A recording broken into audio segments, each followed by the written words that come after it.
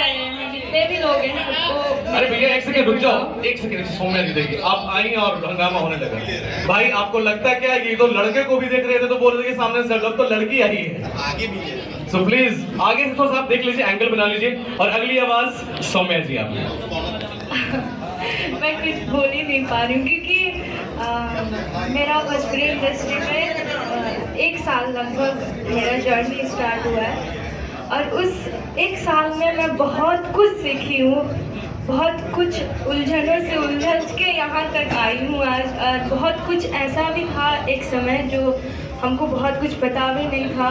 बहुत पता है ना कि नया काम आप कुछ भी करते हैं ना, बहुत मिस्टेक भी होता है, वहाँ अनजान से भी होता है। और कुछ ऐसा बात होता है कि मतलब लोग भी ऐसे मिल जाते हैं कहीं कहीं कि आपको ना गलत रास्ते को भी सही बना देते हैं और सही रास्ते को भी गलत। तो ऐसा होता है कि सब लोग इंसान ही हैं और गलती सबसे होती है एक बार।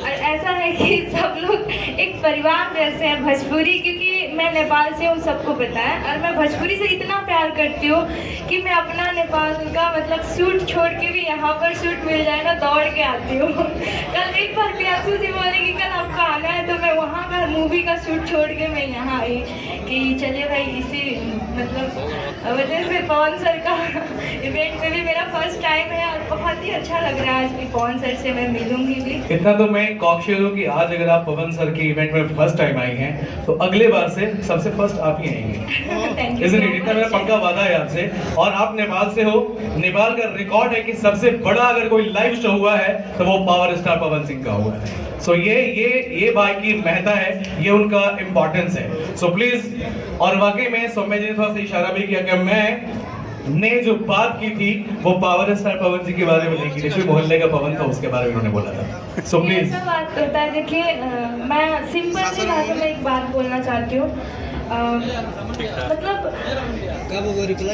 अलग अलग कंट्री के होने से ना बहुत दिक्कत होती है। हिंदी हमको उतना अच्छा से नहीं आता है क्योंकि हिंदी भोजपुरी अभी भी हमको उतना अच्छा से नहीं आता है क्योंकि मैं बहुत सीखती हूँ अभी भी हिंदी भोजपुरी।